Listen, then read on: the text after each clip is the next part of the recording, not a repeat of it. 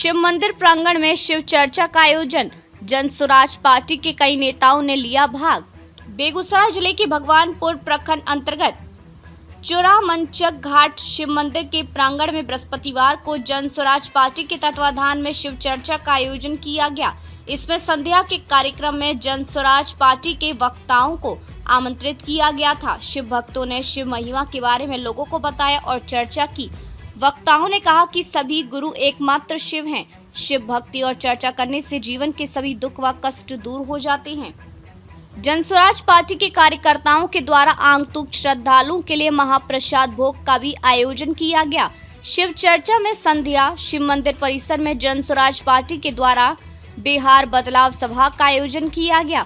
वक्ताओं ने कहा कि नई सोच नई ऊर्जा के साथ प्रशांत किशोर बिहार में बदलाव का एक विजन लेकर आए हैं। युवा नेता सह पचवारा के संभावित प्रत्याशी दिलीप कुमार ने कहा कि उनकी पार्टी बिहार में बदलाव लाने को संकल्पित है। शिक्षा में गुणात्मक सुधार हो, युवाओं को रोजगार, कई मुद्दों पर ध्यान दिया जाएगा। कार्यक्रम के मौके पर केंद्रीय चुनाव समिति के संयोजक RN सिंह, चुनाव अभियान समिति के पर्यवेक्षक कुशेश्वर भगत एवं प्रभारी रवि रोशन, कुणाल कुमार, प्रशांत कुमार, वकील यादव, प्रवीण कुमार, राजा राम राय सहित सैकड़ों ग्रामीण उपस्थित थे। वहीं इसी शिव मंदिर परिसर में लाखों के लागत से नवनिर्मित शिव मंदिर में शिवलिंग की प्राण प्रतिष्ठा के लिए 3 दिवसीय कार्यक्रम का आयोजन किया जाएगा। कार्यक्रम 27 जुलाई से 29 जुलाई तक चलेगा। भगवानपुर बेगूसराय से संवाददाता राजीव नयन की रिपोर्ट।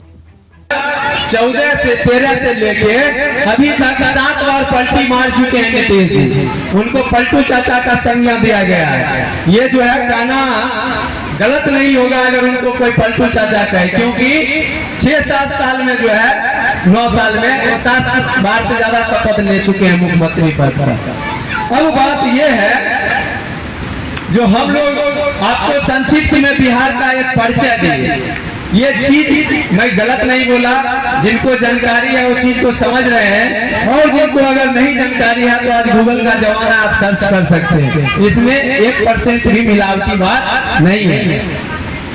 अब आप बोलेंगे जो वोट लेके ठग लिया, मेरा तो कुछ काम किया नहीं। अब उससे आते हैं, जब नीतीश जी पहले बार मुख्यमंत्री बने थे तो बोले थे आप लोग वोट दीजिए, हम गांव-गांव में बिजली लगवा देंगे।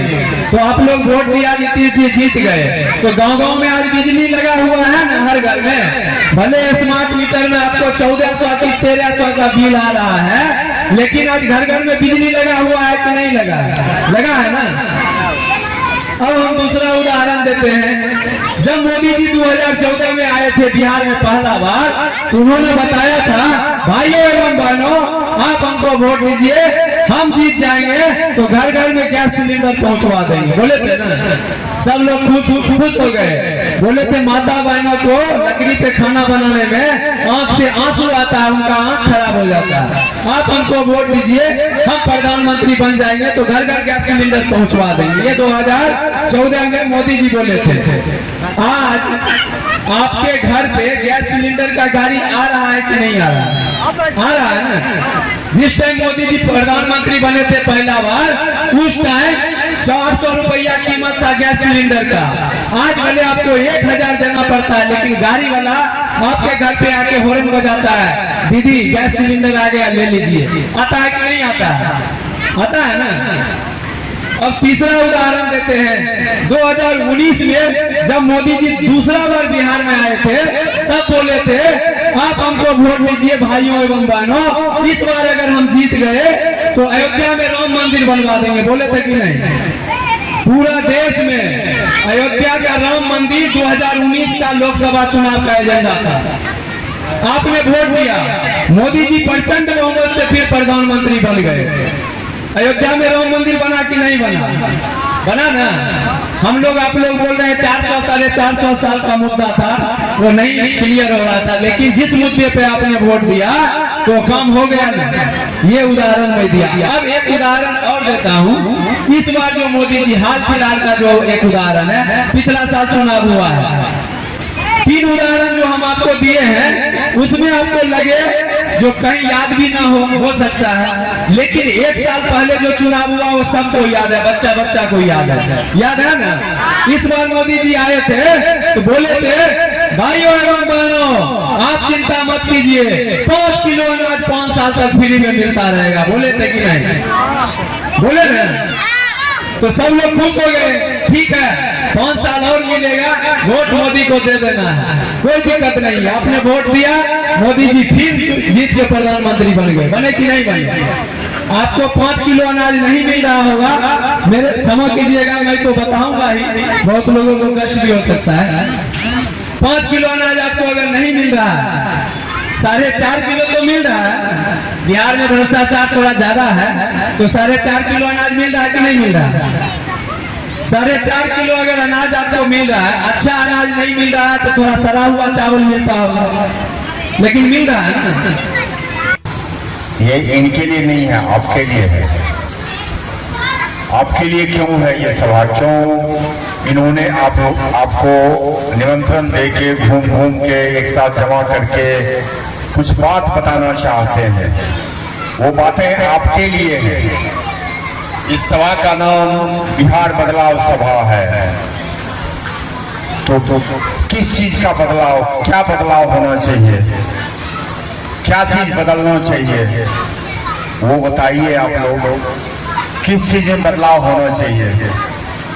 या आप लोग यहाँ आए तो क्या समझ के, क्या सोच के आए? कुछ मन में जरूर बातें होंगी आपके मन में, उन्हीं के बारे में चर्चा करते हैं आपसे बातें करने आए। दिलीप ने बताया आपको, छोटे भाई दिलीप ने, मेरा यहीं बगल में घर है, आप लोगों का पड़ोसी हूँ। और आपका जो इसी तरह से मैं भी एक छोटा बच्चा था, पिताजी गरीब किसान थे, और मेरे पाँव में भी, जैसे आपके बच्चे के पाँव में चप्पल नहीं है, तो 10वां 11वां क्लास तक मेरे पाँव में भी चप्पल नहीं होता था। इसी तरह से हाफ पैंट पहन के, आधा पेट खाना खा के, किसी तरह से हमारी पढ़ाई हो गई। हमारी, आपके बच्चे की पढ़ाई भी ठीक से हो जाए तो आपका बच्चा भी मजदूरी नहीं करेगा, मजदूर नहीं बनेगा, वो भी डॉक्टर, इंजीनियर, डीएम, एसपी कुछ भी हो सकता है। भगवान ने सबको दिया है दिमाग, सिर्फ शिक्षा चाहिए, पढ़ाई चाहिए। पढ़ाई हो गई तो आपका बच्चा भी बन जाएगा, बड़ा ऑफिसर बन जाएगा। कैसे इससे निकल सकते हैं, इस दुर्दशा से कैसे निकल, वही बात करने आज आए हम लोग यहाँ पर। कारण सबसे पहला रास्ता, गरीबी से निकलने का सबसे पहला रास्ता है पढ़ाई, शिक्षा, और शिक्षित होके रोजगार, नौकरी। वो गरीबी से निकलने का एक सबसे पहला रास्ता वही है, सबसे आसान, सबसे बढ़िया रास्ता वही है। वो आपको क्यों नहीं मिल रहा है? आपके बच्चे क्यों नहीं पढ़ पा रहे हैं? इनको कौन पढ़ने से रोक रहा है? ये व्यवस्था इतनी खराब है कि हमारा बच्चा पढ़ नहीं पाता है। प्राइवेट स्कूल में पढ़ाने के लिए, बढ़िया प्राइवेट स्कूल में पढ़ाने के लिए उतना पैसा है नहीं, जिनके पास है वो थोड़ा बहुत खर्च करके पढ़ाते हैं। बच्चे को शिक्षा मिले, ये इस बच्चे का भी अधिकार है, आपका भी अधिकार है। अधिकार है कि आपके वोट से ही कोई नेता बनता है, कोई एमएलए बनता है, एमपी बनता है और सरकार बनाता है। वो वोट आपका और हमारा है, जनता का वोट है। और उनके पास, उन नेताओं के पास, एमएलए, एमपी, मंत्री और प्रधानमंत्री के पास पैसा कहां से आता है? हम, आपके बच्चे तो रात दिन कमर तोड़ मेहनत करते हैं तो किसी तरह से खाना नसीब होता है, किसी तरह से बाल बच्चे का शादी हो जाता है, किसी तरह से इलाज हो जाता है। उनके पास पैसा कहां से आता है? हजारों लाखों करोड़ कहां से आता है? सारे काम धंधा कितना काबिलियत है इनका सोचिए। और उम्र देखिए, स्कूल है, आपने सुना होगा, देखा भी होगा बहुत लोग। पूरे देश में है कि नहीं? सिर्फ 10 साल बिताया हूँ, कोई डिस्ट्रिक्ट ऐसा नहीं होगा गुजरात का जहाँ मैं काम नहीं किया। चाहिए एक धागा में लगना चाहिए।